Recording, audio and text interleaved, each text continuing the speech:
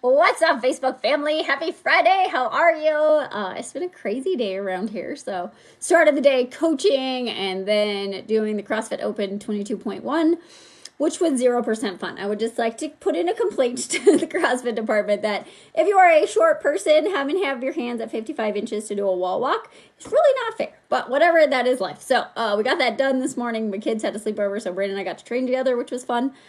He is still fitter than me, which is not a surprise. So, but I wanted to jump on here. Give me a hello when you jump on. We've been chatting a lot inside of our Diet Busters group, about diets and dieting and what diets, like why diets don't work and busting the myths. And I really want to come on here because I've had a lot of people have the same ahas in the last little bit, and I just wanted to share them. So there's a lot of reasons that your quote unquote diet is not working, but I want to go over a couple of the biggest ones, right? And so if you know my story, if you don't know my story, like I had an eating disorder, I had disordered eating, I had a really jacked up body image for like most of my life till about 4 years ago, okay? So I was 41 when I really started going through my process of healing. But there's a couple things I really want you guys to think about. Okay, so when we think about dieting, right, first we have to know why. Why are we dieting, right? For most of us, we're trying to change our body composition, we're trying to lose weight, we're trying to improve our performance, right? Like we want to feel better in our bodies, we want to have more confidence, like whatever that is, right? But usually there's some form of weight loss. And I know for me, it was always trying to manipulate my body was the outcome I thought I desired, but the actual outcome was like feeling happy and feeling worthy and feeling confident and feeling good in a bikini and all of those things, right? But I thought it was like, well, if I lose weight, if I get this external thing, my internal is going to change, which just isn't true. But I want you to think about dieting, right? What I started to realize was the biggest problem for me is that dieting created an energetic feeling of lack, right? It created a feeling of not being worthy, right? Well, I can't have that because I'm not worthy. I can't have that because I don't deserve it. I can't have that because if I want this goal, that thing's going to derail me, right? But like it creates an energy of lack and a like lack of worth in a deserving, right? I'll tell the story because I think it was really like sad, but I hear it in so many people, right? I did the workout, so I deserve to have XYZ, right? I probably see that on Facebook 2 or 3 times a day. And I used to do that, right? Like, and you'd hear people like, I work out so I can do XYZ, right? And it's like, well, it shouldn't be like you don't exercise just to burn calories, right? And maybe you do, and a lot of us do, but that shouldn't, in my opinion, when you get to a healthy place, that's probably not, that shouldn't be the goal. But I did a triathlon. I was pretty decent at triathlons. And so I did a sprint and I had been practicing my swimming and I had always done like breaststroke, so not very good at freestyle. So I like hired a coach and I did all this stuff to get better at freestyle and it did not go well. Like I didn't learn how to sight. And so like you have to swim to buoys because it's an open water swim. And I went like way farther away and it didn't go well. And I was super disappointed, literally to the point where, and this is where my competitiveness kicks in, on the bike, I was like, maybe I get a flat tire and then I could quit because that's why this went so bad, which is just like totally illogical thinking, but that's where I was. And I got done with the try and I was so disappointed in myself. And it was the first one my dad had ever come to because they're like 5 a.m. in the morning and I was like, I don't know, 28 years old. And, my parents were like, you did awesome. And I still did well. I was in like the top 5%, but it wasn't what I wanted. And so my parents were like, do you want to go have breakfast or lunch or whatever it was? And I literally said out loud, I don't deserve it. And you guys, I remember the look on my dad's face and he was just like, what in the, like you just swam a half a mile, you just biked 15 miles and ran 3 or whatever that is for a sprint, but like you just did this competition for an hour and a half and you don't deserve food. But how many of us think that way, right? Because dieting puts you, it restricts your psychology, right? Like it puts you in a state of lack. It puts you in a state of unworthiness. It puts you in a state of food is the enemy, right? Like it just puts you in this psychological bad place, right? And that's why we fall off because we're like, I don't want to feel like this. I don't want to feel in lack. I don't want to feel unworthy. I don't want to feel any of those things, right? But then it also puts you physiologically into a place of lack, right? And so, hi, Kat. So, like, when you're in a physical place where you're like depleted and you don't have any food, what happens? Like, your body's job is to survive and to stay alive, right? So, if you're not eating and then you're asking it to go do these things, right? Because most of the people we're talking to, you guys are awesome. You're exercising, you're going to Orange Theory, you're doing CrossFit, you're doing Peloton, like, you're moving your body. But then you're not feeding it. And your body's like, well, this is dumb because, like, I need food. Like, I just did all this stuff. I lifted all these heavy weights, right? I did a bunch of wall walks and box jumps and snatches this morning. And then you're not going to feed me. So your body's job is to stay alive. So if you don't feed it, it gets to the point where like hormonally and physiologically, you need food, right? And so if you go through the cycle of like, I try to do really well, and then by the end of the night, I just binge, it's because physiologically, like you're restricting yourself so much that by the time you get to that point, your insulin has dropped, your hormones are all jacked up, and your body is like, hey, we need food to get to our brains and to our heart and to like let us actually survive. And then you go off the rails, or you think you go off the rails because you're at the point where you're just so hungry you don't care.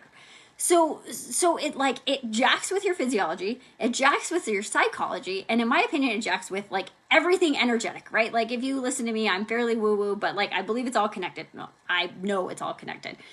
Like if you're energetically in this place where I don't deserve, I'm in lack, I keep telling myself I can't do the things, I have to earn it. Like when you get in that energy, like your body is not going to respond, right? Like it is not going to respond because you put it in this sense of contraction and just like bear down, survive life and get through it. And like when you're doing that, your body's not going to survive, right? It can't let go of anything, because for a lot of us, you guys, the weight that you're carrying that you don't like is emotional.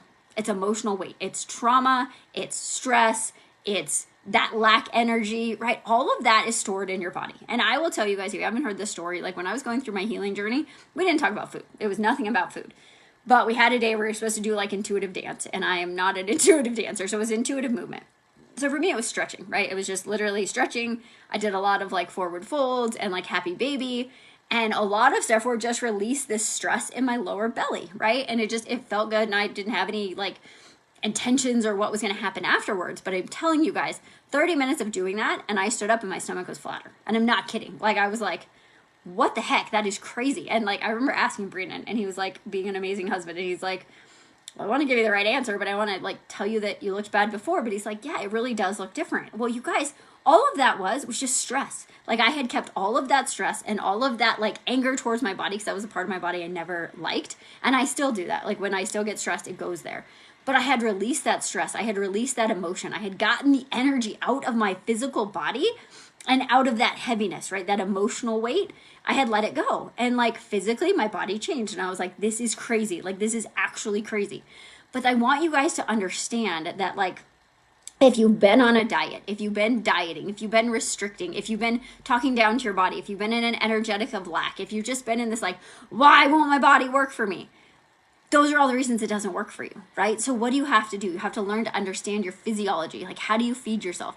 You have to learn to understand how do you feed your emotions, and how do you let go of that stuff, and how do you work through that, and how do you honor it, and how do you get to a place of expansion? Because when you get in expansion and you feed your body and you move your body and you love your body's like, cool, I got this, right? Like as soon as I started doing that, all the things that I despised about how I felt in my body just went away, right? Like I got leaner, I was happier, I was healthier, but it started from inside, and it started from releasing, and it started from being in a place of expansion, okay? So if you're like, Courtney, you sound crazy, because when I started this process, I was like, that can't be. It just can't be. It cannot be that thing, right?